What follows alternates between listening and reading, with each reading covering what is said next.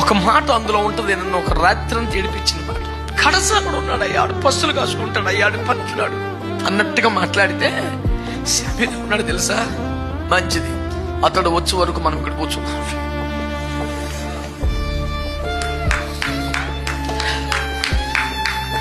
ఎంత గొప్ప దేవుడు.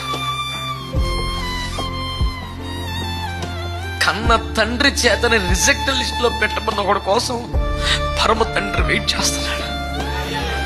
నేను నమ్ముతున్నాను, దైవజనుడిగా ప్రవచిస్తున్నాను.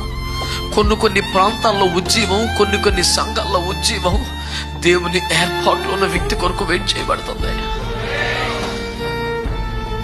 బహుశా అది నీవై ఉండొచ్చు. ఒకవేళ అది అభిషేకం వేచి ఉంది, అభిషక్తులు వేచి ఉన్నారు. Who knows, that might be you.